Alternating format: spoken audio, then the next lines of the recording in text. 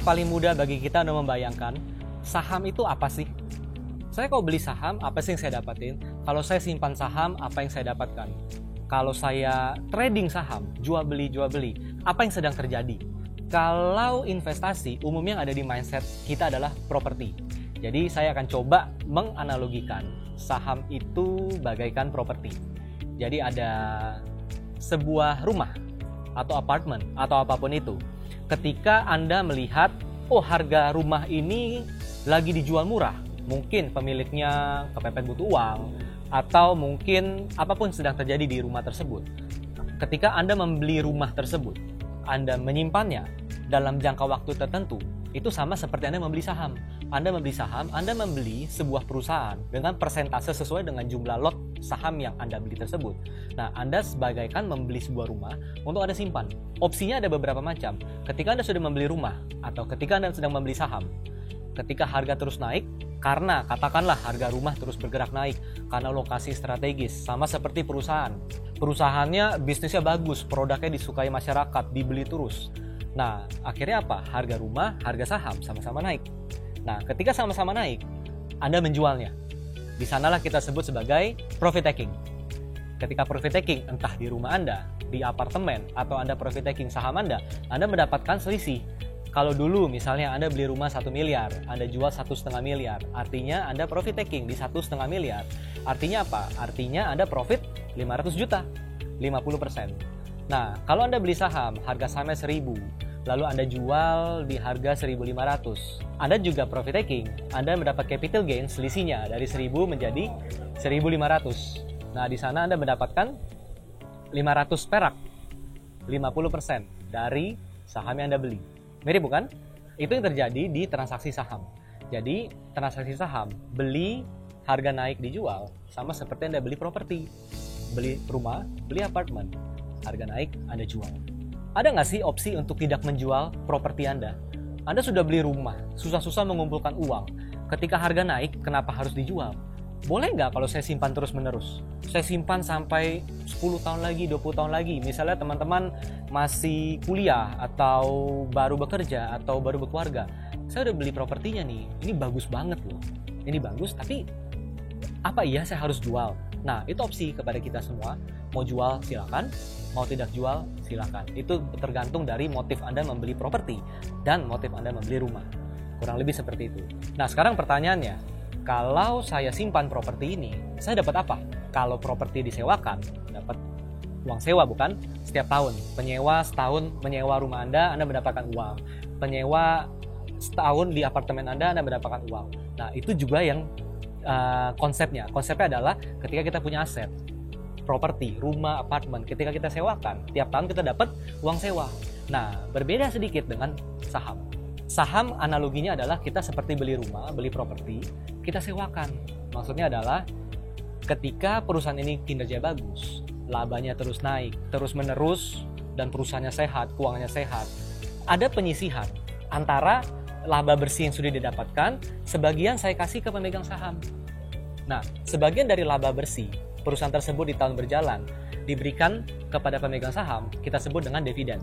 Dividen biasanya dibagikan tahunan. Nah, di sana kita mendapatkan income tahunan kita. Dari apa? Dividen, dari saham yang kita miliki. Sama seperti kita punya properti. Kalau rumahnya bagus banget lokasinya, harganya naik terus, pemiliknya bisa nggak perlu menjual, tapi bisa menikmati uang sewa tahunan. Sama seperti saham. Kalau saham perusahaannya sangat bagus, Anda dapat di harga yang sangat murah. Misalnya, ini sekarang tahun 2019 awal. Nah, tahun lalu 2018 harga saham kan turun terus. Kami di Galeri Saham selalu mengajak teman-teman untuk apa? Yuk kita lihat sisi lain dari investasi. Jangan hanya sekedar beli jual. Tapi ketika market turun, kita menemukan saham perusahaan yang sangat bagus, harganya sedang turun. Anda bayangkan, kalau Anda beli saham yang sedang turun, bayangkan seperti Anda membeli properti yang sedang turun. Kita bisa beli di harga yang murah, tapi pasaran sewanya tinggi. Akhirnya apa? Persentase antara sewa dengan harga beli tinggi. Nah, kalau di saham, itu namanya adalah dividend yield. Dividennya 100, Anda beli di harga 2.000, maka 100 per 2.000. sekian, 5%. Tapi ketika Anda bisa mendapatkan sebuah saham yang sama, dividennya 100. Karena apa? Harga turun, belum tentu kinerja keuangan juga turun kan. Bisa jadi karena market saja. Nah, jadi ketika dividen 100 rata-rata, tapi harga turun nih dari 2000 jadi 1500. Wow, dividen Anda berapa? Kalau amit-amit market sedang katakanlah seperti tahun 2008, 10 tahun yang lalu, krisis finansial global, subprime mortgage, harga saham yang 2000 menjadi 1000. Padahal kinerja keuangannya baik-baik aja. Akhirnya apa? Anda beli saham di harga 1000, dapat dividen 100, Anda dapat 10%. 10%. Lebih tinggi dari rental properti Anda. Apartemen kalah, rumah kalah, dan Anda dapat di saham. Nah, itu analoginya. Ketika Anda beli rumah, Anda beli saham. Harga naik Anda jual, Anda profit taking. Saham, harga naik Anda jual, Anda profit taking. Nah, kalau Anda nggak mau jual, Anda beli rumah, Anda beli saham sebuah perusahaan. Anda nggak mau jual terus nih. Harga naik, Anda biarkan. Harga naik, biarkan. Tapi sepanjang tahun, Anda mendapatkan apa? Rental, uang sewa dari properti Anda, atau dividen dari perusahaan yang sampai Anda beli. Pastikan kalau Anda ingin investasi saham, pastikan membeli saham yang rutin membagi dividen. Anda harus cek di laporan keuangannya, Anda harus lihat manajemennya, Anda harus lihat bisnis model seperti apa. Itu akan menentukan apakah ini perusahaan layak saya beli sahamnya. Sama seperti Anda beli properti.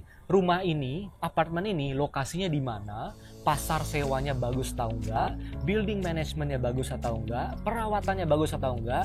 Pada dasarnya mirip sekali antara kalau kita membayangkan mau beli properti atau mau beli saham. Nah, yang saya sampaikan di sini adalah Anda membeli cash.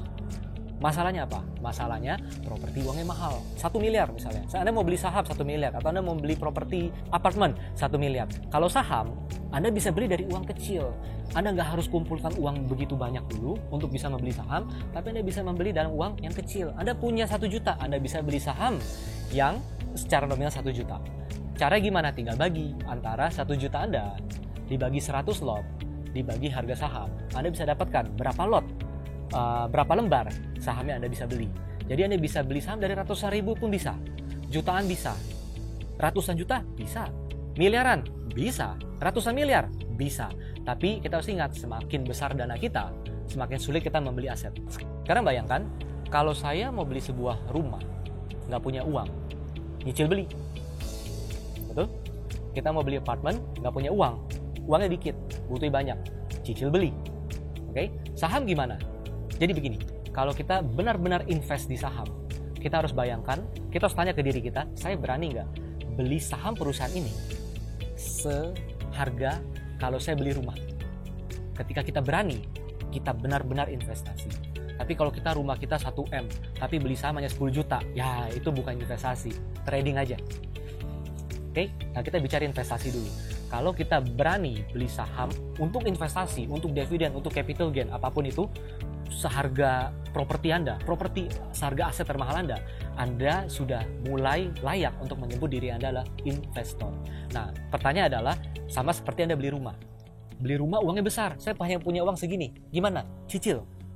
Nah, saham gimana? Saya pengen beli punya saham tuh 1M, tapi saya hanya punya 10 juta, gimana? Nah, investasi saham atau trading saham, yang ketiga ada opsi selanjutnya. Oke, investasi saham adalah beli rumah, simpan terus, nikmati dividennya, dan capital gain. Itu investasi saham. Trading saham itu bagaikan beli rumah, harga naik, Anda jual. Anda cari rumah lagi, harga naik, Anda jual. Anda beli apartemen lagi, harga naik, Anda jual. Itu trading saham.